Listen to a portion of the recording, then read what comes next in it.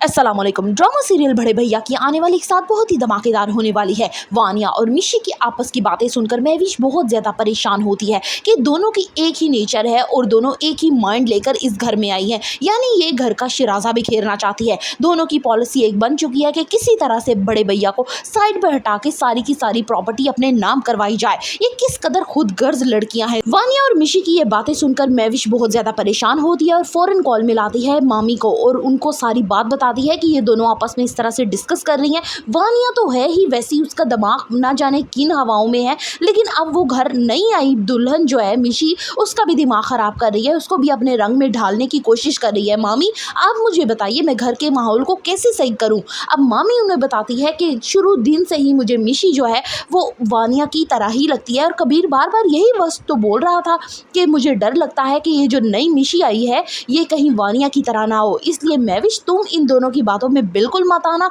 ये जो कर रही हैं इनको करने दो, फिर देखते हैं कि आखिर इसका रिजल्ट क्या निकलता है।